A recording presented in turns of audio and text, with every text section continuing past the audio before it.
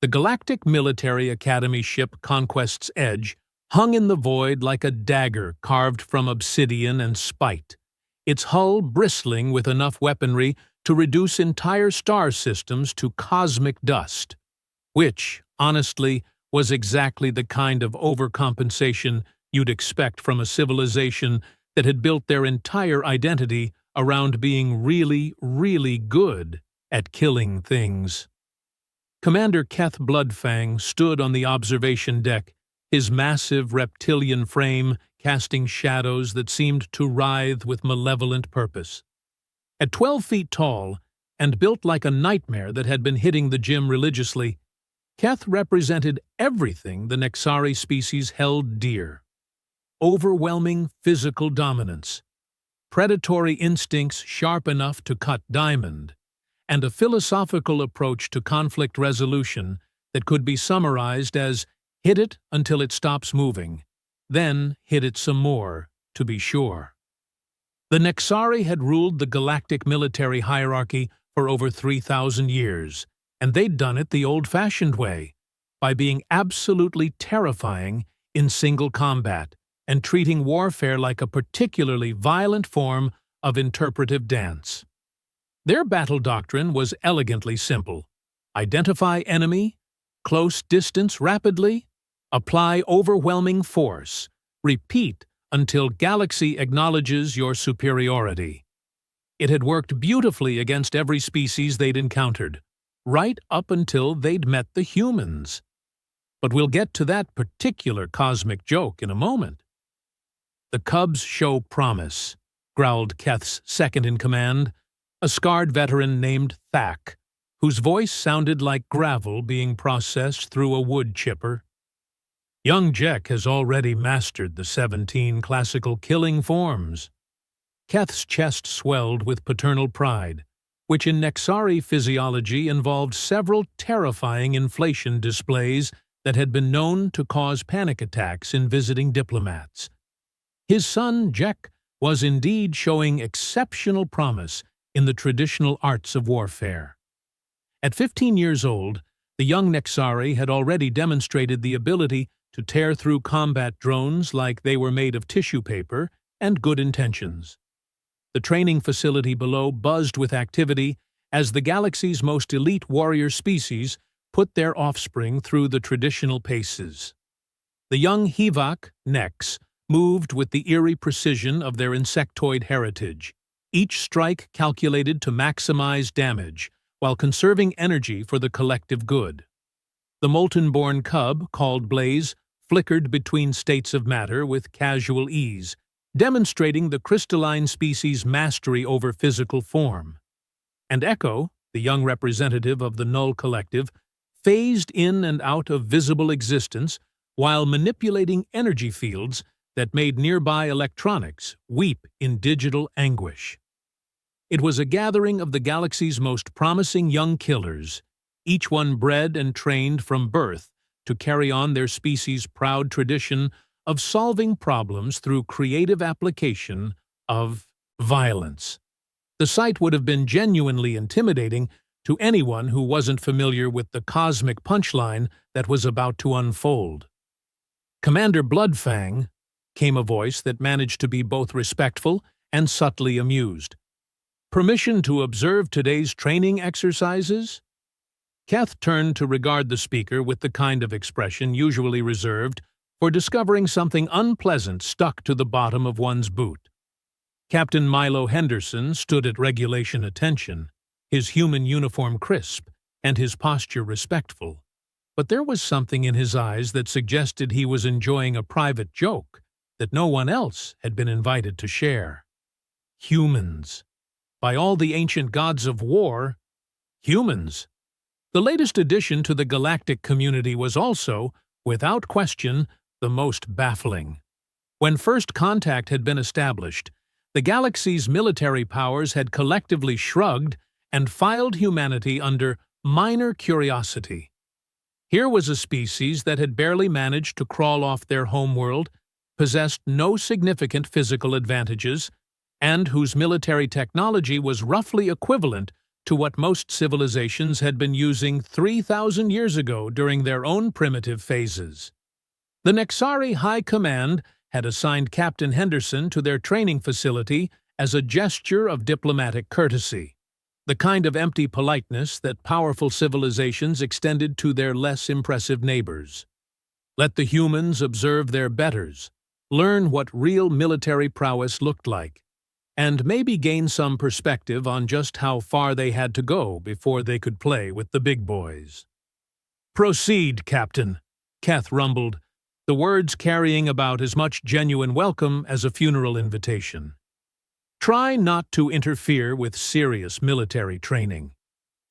Henderson smiled, a peculiarly human expression that somehow managed to convey gratitude, acknowledgement, and something that might have been anticipation all at once. "Of course, Commander. I'm just here to learn." Which, as it turned out, was possibly the most accurate thing anyone had said on the Conquest's Edge in months, though not quite in the way anyone expected. The training session proceeded according to ancient tradition. The cubs were put through their paces in individual combat, pack hunting scenarios, and territorial warfare simulations. Each exercise was designed to reinforce the fundamental principles that had served their species well for millennia. Strength conquers weakness, aggression overcomes hesitation, and the strong naturally dominate the weak through superior application of force. Jack Bloodfang excelled in the traditional patterns, his movements flowing from one devastating strike to another, with the kind of lethal grace that made his father's predatory heart sing with pride. The other cubs were equally impressive within their species' specializations, Nex demonstrating the HFY Collective's hive mind tactical coordination, Blaze showcasing Molten Born, adaptability, and Echo proving that energy manipulation could be just as devastating as physical force. It was all very impressive, very traditional, and very predictable. Captain Henderson watched from his assigned observation post, making occasional notes on a device that looked primitive compared to the advanced technology surrounding him. To the casual observer, he appeared to be dutifully recording the obvious superiority of established military doctrine for later study by his less advanced species. The training session concluded with the cubs being dismissed for their rest period, during which they typically reviewed their performance and received wisdom from their elders about the proper conduct of warfare. It was during this interlude that something unprecedented happened. "Excuse me, Captain Henderson." The voice belonged to Jack, who had approached the human's observation post with the kind of curiosity that immediately put every adult Nexari in the vicinity on high alert. Henderson looked up from his notes with the mild expression of someone who had been hoping for exactly this kind of interaction. "Yes, Jack? Something I can help you with?" "We were wondering," Jack began, then paused as the other cubs gathered around him with expressions of shared curiosity. "About human military training. Do your young warriors learn the same patterns we do?"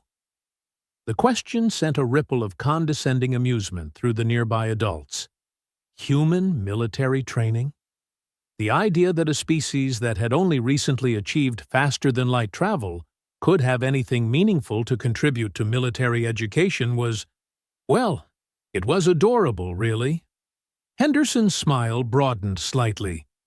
"Actually, human children do engage in warfare training, but it's a bit different from what you're used to here." "Different how?" This question came from Nex, whose compound eyes glittered with the kind of intellectual curiosity that made HFY such effective information gatherers. "Well," Henderson said, settling into a more comfortable position, "we call them games." The word landed in the conversation like a small explosive device. "Games?" The cubs exchanged glances that ranged from confusion to intrigue, while the nearby adults struggled to process the concept of military training being described as recreational activity. Games? Echo's voice carried the harmonic undertones that made null communication so unsettling to other species. You mean competitive activities? Exactly, Henderson confirmed. Human children play war games for fun. They compete against each other using strategies and tactics, but instead of real combat, they use simulated scenarios designed to test different kinds of thinking. Commander Bloodfang, who had been listening to this exchange with growing disbelief, finally interjected. You mean to tell us that your species treats military preparation as entertainment? Henderson turned to face the massive Nexari commander with an expression of perfect diplomatic innocence. Oh, absolutely, Commander. Human kids have been playing war games for thousands of years. Some of our most effective military strategies actually originated in children's games. The statement hung in the air like a bad smell at a diplomatic reception. The idea that anything militarily significant could emerge from juvenile recreational activity was so fundamentally alien to established galactic military thinking that most of the adults present couldn't even begin to process it. But the Cubs were fascinated. What kind of games? Jack pressed, his predatory instincts telling him that there was something important hidden in this conversation. Henderson glanced around at the gathered young aliens, then at their parents, and made a decision that would shortly turn several millennia of military tradition into cosmic compost. Well, he said, since you're on a break anyway, maybe I could show you a few examples? Nothing serious, just some of the simpler games human children play. The adults exchanged glances that conveyed various mixtures of amusement, tolerance, and the kind of benevolent condescension usually reserved for watching particularly cute but dim-witted pets attempt complex tasks. If the human wanted to waste his time teaching their cubs about primitive recreational activities, where was the harm? It might even provide some entertaining anecdotes to share at the next officers' gathering. Proceed, Captain, Keth rumbled magnanimously. But keep it brief. The Cubs have real training to complete. Henderson's smile took on a quality that, had the Nexari commander been more familiar with human expressions, might have triggered his predatory warning systems. Of course, Commander, this won't take long at all. And with those words, Captain Milo Henderson began the process of accidentally revolutionizing galactic military doctrine, one children's game at a time. What happened next would have made Sun Tzu himself stand up and applaud. Assuming the ancient Chinese strategist could have comprehended the sheer cosmic audacity of teaching advanced alien predators the finer points of playground warfare. Henderson cleared a space in the training area and gestured for the Cubs to gather around. The adults settled into their observation positions with the relaxed attention of parents watching their children play with educational toys, mildly interested, fundamentally confident that nothing truly significant was about to occur. The first game we'll look at, Henderson began, is called Capture the Flag. The basic concept is simple. 2 teams, each with a flag to defend and an enemy flag to capture. The team that brings the enemy flag back to their base wins. Jack's reptilian features scrunched into an expression of confusion. That sounds like standard territorial warfare. Where's the game part? Henderson's grin widened. The game part is in the rules. See, in traditional territorial warfare, you'd probably just throw your strongest warriors at the enemy position until one side was completely destroyed. But in Capture the Flag, victory doesn't require eliminating the enemy. It requires achieving a specific objective while preventing them from achieving theirs. Nex's compound eyes glittered with sudden interest. So the focus shifts from destruction to objective completion? Exactly. Which means the optimal strategy changes completely. Sometimes the best way to win isn't to fight the enemy directly, but to manipulate them into fighting someone else, or to make them think you're attacking from one direction while you're actually coming from another, or to convince them that you're not a threat at all while you walk right past their defenses. The cubs exchanged glances that their parents interpreted as polite confusion, but which were actually the first stirrings of strategic revelation. "Let me show you another one," Henderson continued, pulling out what appeared to be a simple handheld device. "This simulates a game we call Among Us.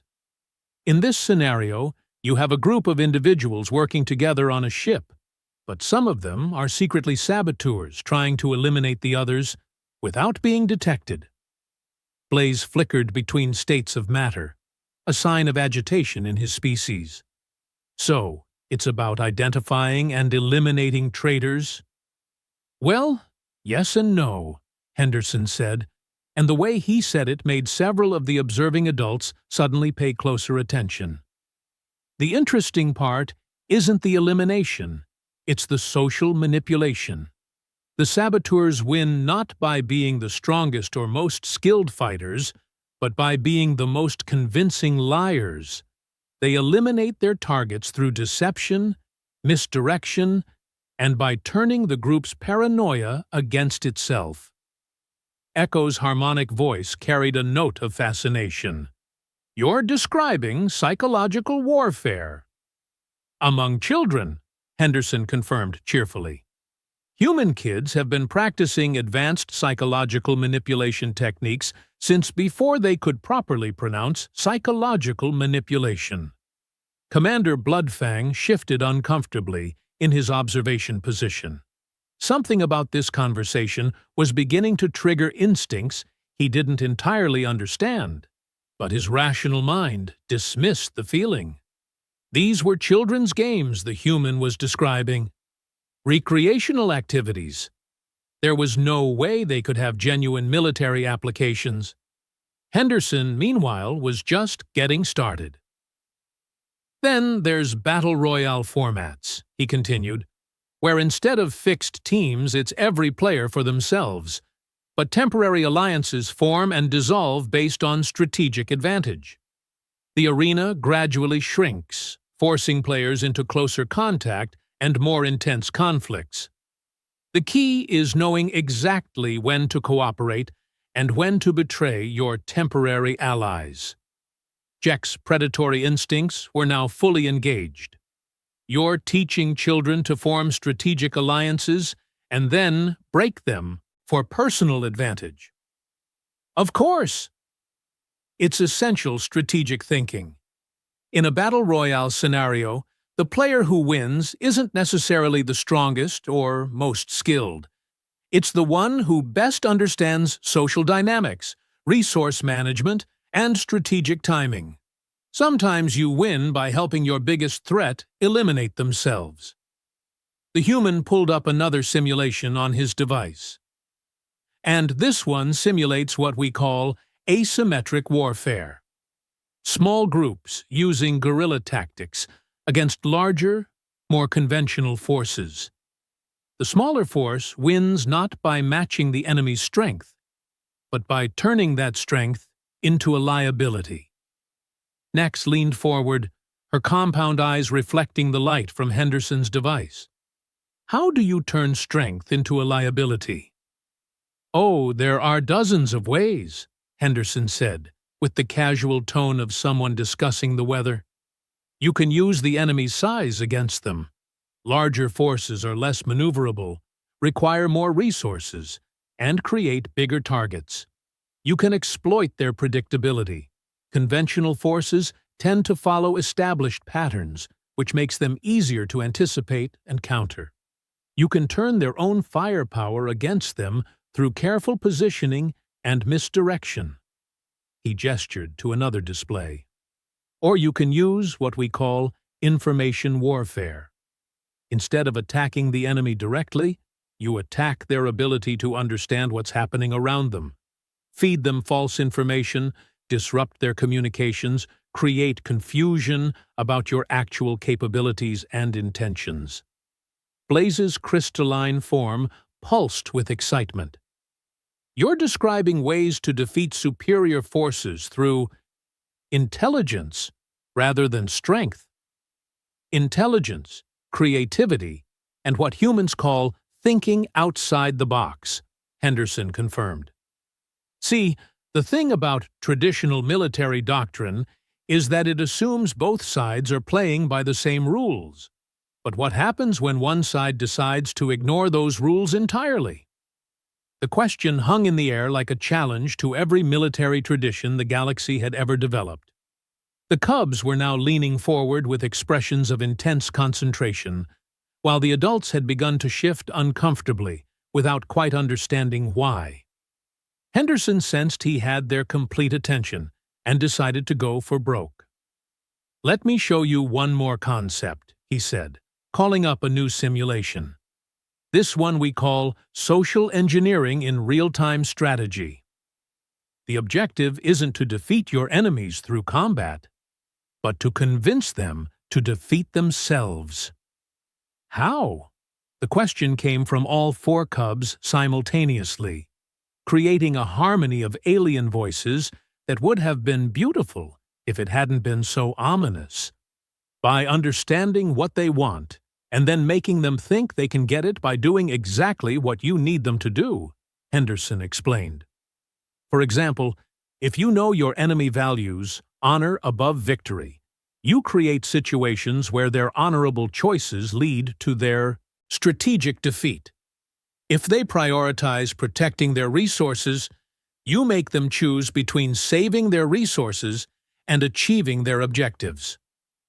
Echo's energy form flickered with something that might have been admiration. You manipulate their decision-making process. Exactly.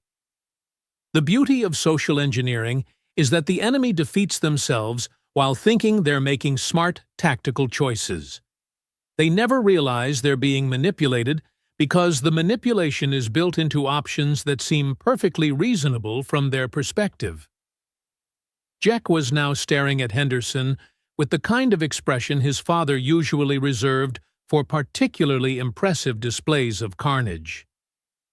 "These are all strategies that human children learn?" "Oh, these are just the basics," Henderson said with cheerful modesty. "Human kids have been developing increasingly sophisticated versions of these concepts for generations. We've got games that simulate economic warfare, technological espionage, diplomatic manipulation, cultural subversion. You name it. Some human child has probably figured out how to turn it into a competitive recreational activity." The silence that followed this statement was the kind of silence usually associated with funeral homes and tax audits. The Cubs were staring at Henderson with expressions of dawning comprehension, while the adults were beginning to experience the first faint stirrings of what might charitably be called concern. Commander Bloodfang cleared his throat with a sound like a landslide in a gravel pit. "Captain Henderson, surely you're not suggesting that these recreational activities have genuine military applications?"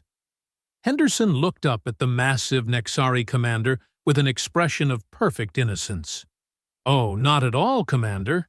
These are just games that human children play for fun. Though I suppose it's interesting that many of our most effective military strategies did evolve from these same recreational activities over the centuries."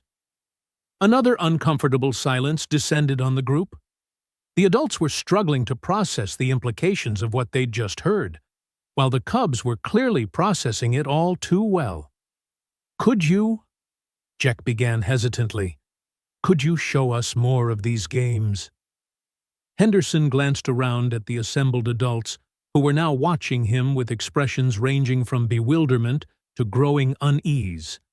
Then back at the Cubs, who were radiating the kind of focused intensity that usually preceded either breakthrough discoveries or spectacular disasters. "Well," he said thoughtfully, "I suppose we could set up a few simple simulations during your free time. Nothing elaborate, just some basic scenarios to demonstrate the concepts. "That would be acceptable," Commander Bloodfang rumbled, though his tone suggested he was beginning to suspect that nothing about this situation was particularly acceptable. And so began what would later be remembered as either the most brilliant or most catastrophic military education program in galactic history, depending entirely on which side of it you happen to be standing. Over the following weeks, Captain Henderson introduced the Cubs to increasingly sophisticated examples of human strategic thinking. They learned about resource manipulation games where victory came from controlling supply lines rather than territory. They mastered scenarios involving technological disruption, where inferior equipment could defeat superior forces through creative application. They discovered the joy of communications warfare, where controlling information flow was more important than controlling physical space. Each lesson was presented as a harmless recreational activity, and each lesson fundamentally challenged every assumption the Cubs had ever been taught about the nature of conflict. The adults, meanwhile, noticed that their offspring had become secretive, spending their free time in hushed conversations and mysterious group activities. But since the Cubs were still performing well in their traditional training exercises, the change was dismissed as typical adolescent behavior. Commander Bloodfang did notice that his son had begun asking unusual questions during their private training sessions. Questions about enemy psychology, about resource allocation, about the predictability of traditional military doctrine. But these seemed like signs of intellectual development rather than revolutionary thinking, so he answered them with paternal pride. None of the adults realized that their children were systematically deconstructing every military tradition their civilizations had ever developed and rebuilding them according to principles that would have made Machiavelli weep with joy. The Cubs, for their part, were having the time of their lives. For the first time in their young lives, they were learning about warfare that relied on intelligence rather than instinct, creativity rather than conditioning, and strategic thinking rather than simply applying overwhelming force until the problem went away. And all of it was presented as games. Fun, recreational activities that just happened to be revolutionizing their understanding of conflict on a fundamental level. By the time the annual Rite of Combat Readiness approached, the Cubs had absorbed enough human strategic doctrine to staff a military academy. They had practiced scenarios involving deception, misdirection, psychological manipulation, resource warfare, information control, and social engineering. Their parents, however, remained blissfully unaware that their children had just received the equivalent of several advanced degrees in unconventional warfare theory, which was going to make the upcoming combat trials considerably more interesting than anyone had anticipated. The annual Rite of Combat Readiness approached with all the pomp and circumstance that galactic warrior civilizations could muster, which is to say, it involved enough ceremonial weaponry to arm a small moon and sufficient dramatic posturing to power a theater district for a year. For 3 millennia, the rite had followed the same time-honored traditions. The Cubs would face seasoned adult warriors in a series of controlled combat scenarios designed to test their mastery of classical military doctrine. The adults would demonstrate superior experience and tactical knowledge while allowing the youngsters to show their developing skills. Everyone would learn valuable lessons about courage, honor, and the proper application of overwhelming force. The Cubs would gain respect for their elders' wisdom, and the adults would identify which youngsters were ready for advanced training. It was all very civilized, very predictable, and very satisfying to everyone involved. Commander Bloodfang stood in the Central Command Chamber, reviewing the traditional scenarios with his fellow officers. The massive holographic display showed the testing ground, a simulated planetary surface complete with varied terrain, strategic resources, and multiple objectives. perfect for demonstrating classical military principles to the next generation. The youngsters have requested something unusual this year, rumbled General Thack, his scarred features creasing into what might have been amusement. Instead of individual combat trials, they want to engage in large-scale tactical simulation. Bloodfang's predatory instincts stirred with mild interest. Group tactics? That's ambitious for cubs their age. Perhaps they feel ready for more advanced challenges, suggested Admiral Vex, the HFY representative whose compound eyes glittered with species-typical analytical precision. My offspring Nex has been demonstrating unusual strategic curiosity lately. Captain Dorn of the Moltenborn flickered through several states of matter in what passed for thoughtful consideration among his people. Young Blaze has also been asking peculiar questions about conventional warfare doctrine. Perhaps exposure to human recreational activities has stimulated their intellectual development. The mention of Henderson brought knowing chuckles from the assembled officers. The humans' harmless little games had indeed kept the cubs entertained and out of the way during serious training. If it had also sparked some intellectual curiosity, so much the better. Very well, Bloodfang declared with magnanimous authority. We'll accommodate their request. A planetary conquest scenario should provide ample opportunity to demonstrate proper military principles. The parameters were established with casual confidence.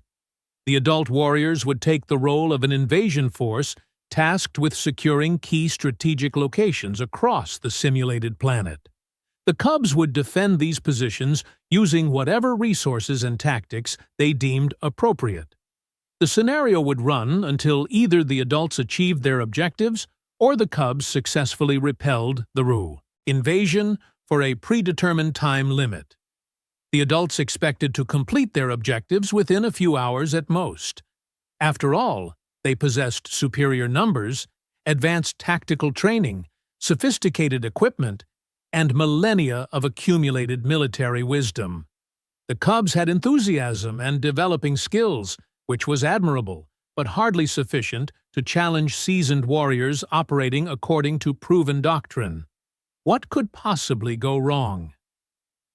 Henderson watched the pre-scenario briefings from his assigned observation post, maintaining the carefully neutral expression he'd perfected over weeks of diplomatic interactions.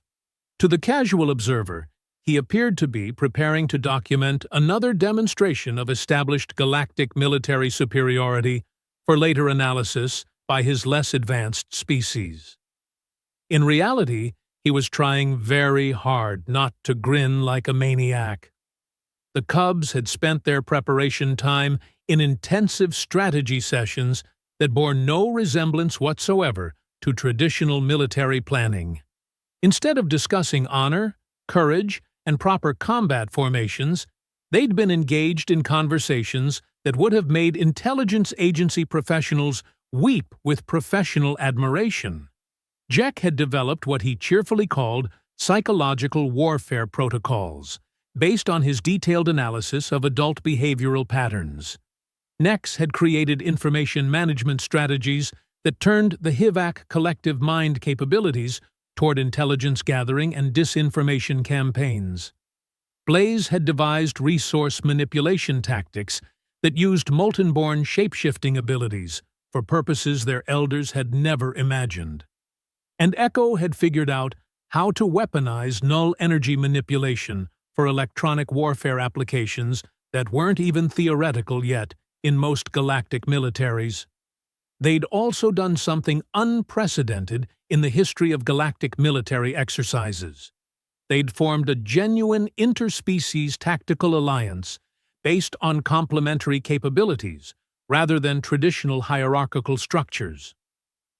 The scenario begins in 30 minutes, announced the exercise coordinator, a by-the-book Nexari officer whose entire career had been built on flawless execution of standard procedures.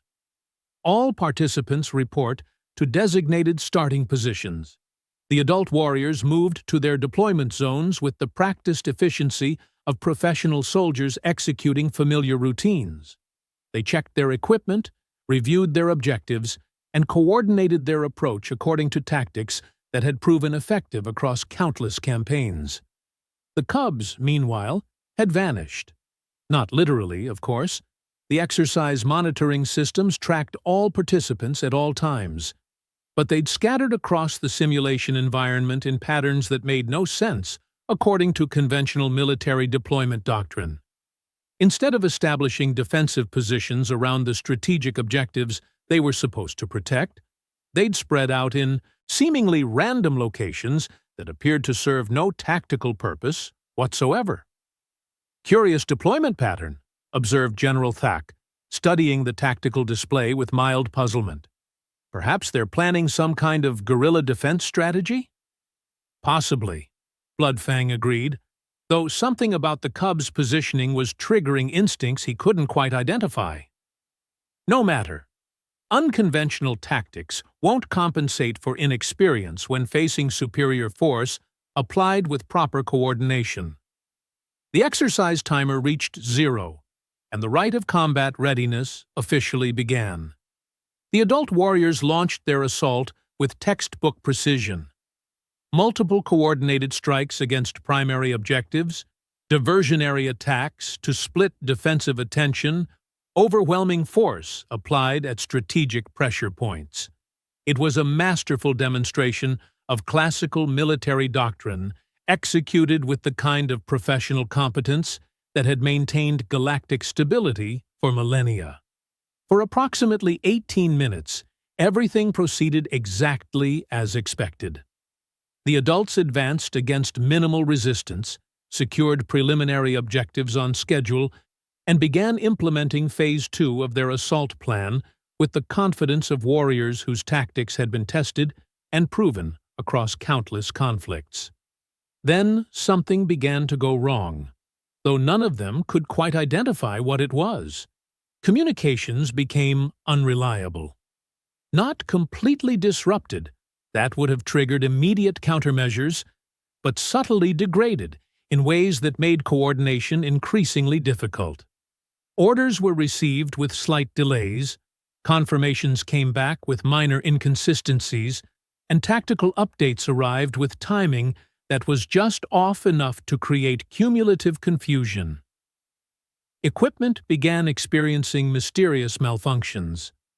Not catastrophic failures that would clearly indicate enemy action, but frustrating little problems that degraded performance without creating obvious targets for retaliation. Weapon systems developed targeting glitches. Vehicles experienced navigation anomalies, and sensor arrays started providing data that was technically accurate, but somehow misleading. Most unsettling of all, the enemy seemed to be everywhere and nowhere simultaneously. The cubs' positions on the tactical display kept shifting in patterns that made no logical sense, appearing in locations they shouldn't have been able to reach, and vanishing from places where they should have been trapped. "What exactly are they doing?"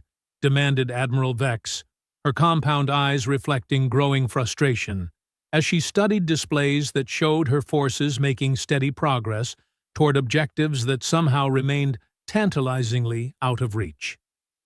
"Unclear," Bloodfang admitted, his predatory instincts now screaming warnings that his rational mind couldn't interpret. "Their tactics don't match any established doctrine." Captain Dorn flickered rapidly through several states of matter, a sign of agitation in his species. "My forces report engaging enemy positions that turn out to be decoys, while the real threats appear behind our advance elements. It's as if they know our tactical plans better than we do." General Thack studied the tactical displays with the growing unease of a professional soldier watching familiar patterns break down for reasons he couldn't understand. "They're not fighting us directly. They're manipulating the engagement somehow." Henderson, observing from his assigned position, finally allowed himself a small smile. The cubs had absorbed their lessons well, very well indeed. On the simulated battlefield below, Jack was putting his psychological warfare protocols into action by feeding carefully crafted misinformation through captured communication channels. Every piece of intelligence his father's forces received was technically true but strategically misleading, creating a comprehensive picture of enemy capabilities and intentions that would lead to exactly the wrong tactical decisions. Nex had deployed the HFY Collective Mind Network as a real-time intelligence gathering and analysis system, monitoring adult communications and behavioral patterns to predict their actions with uncanny accuracy. The cubs always seemed to know what the adults were planning because, in a very literal sense, they did know. Blaze was using molten-born shape-shifting abilities to create false targets, phantom threats, and strategic misdirections that kept adult forces reacting to dangers that didn't exist, while ignoring the actual threats that were systematically dismantling their tactical coherence. And Echo had turned null energy manipulation into an electronic warfare weapon that disrupted enemy systems so subtly that the targets never realized they were under attack.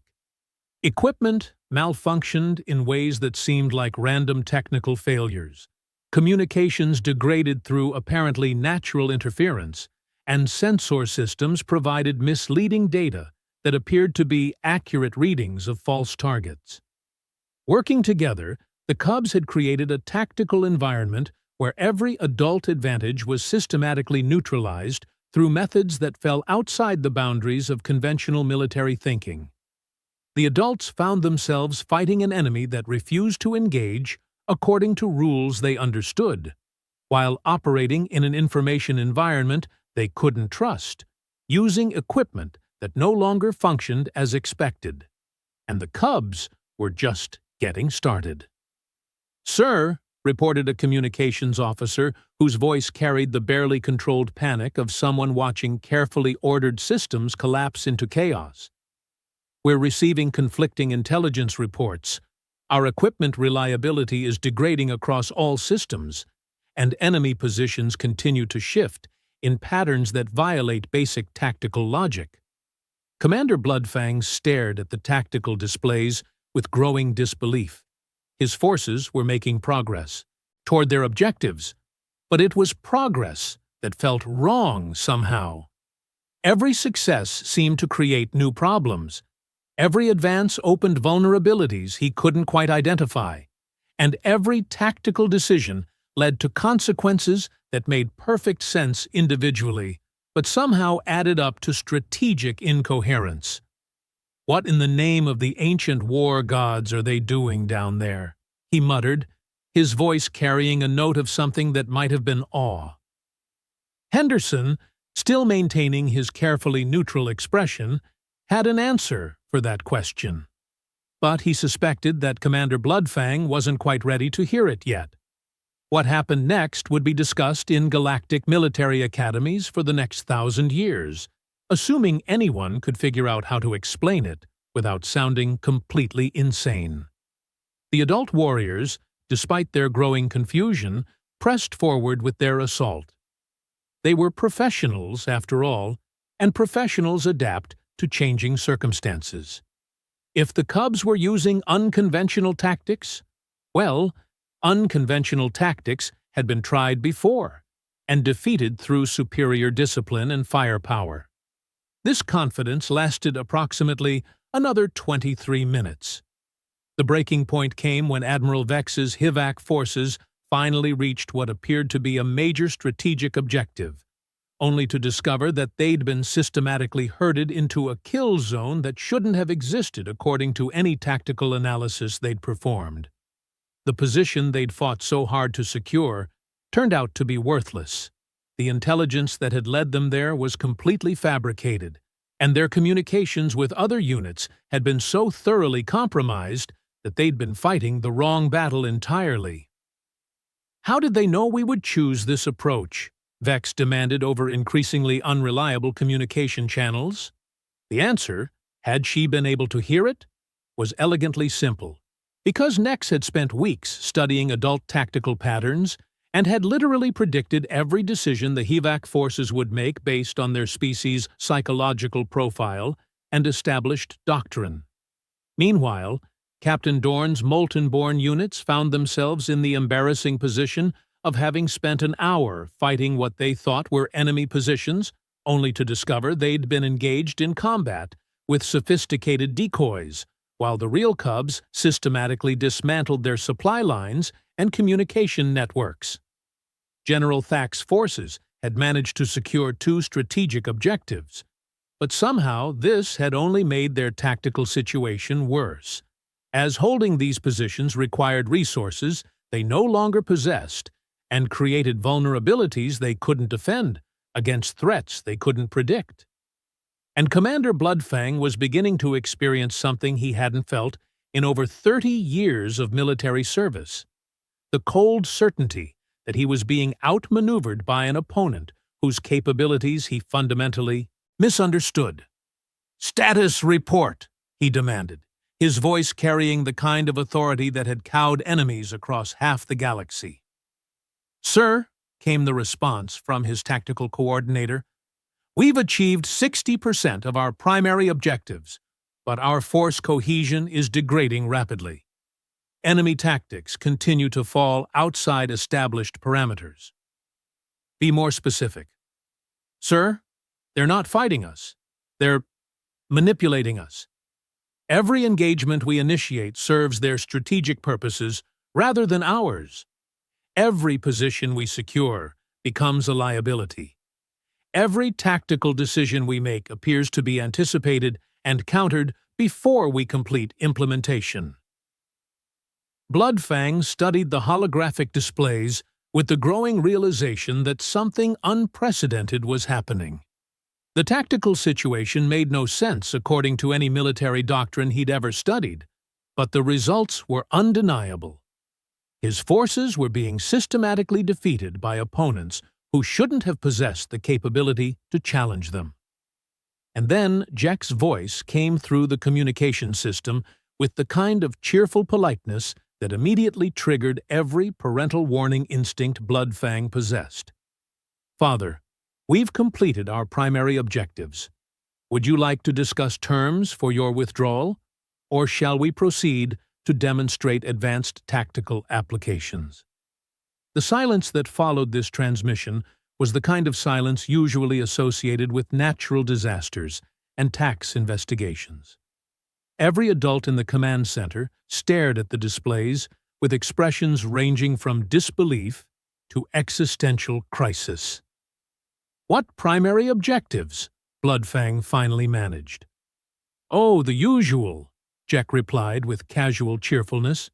"Neutralize your tactical advantage, disrupt your force coordination, manipulate your decision-making process, and demonstrate the superiority of adaptive strategic thinking over rigid doctrine. Mission accomplished, basically." The words hit the command center like a tactical nuclear device wrapped in diplomatic courtesy. "You mean to tell me," Bloodfang said slowly, "that your objective was not to defend strategic positions, but to defeat our assault entirely?" "Well, yes," Jack confirmed. "Captain Henderson explained that the best way to win a conflict is to change the nature of the conflict itself. So instead of playing defense according to your rules, we decided to play offense according to human rules."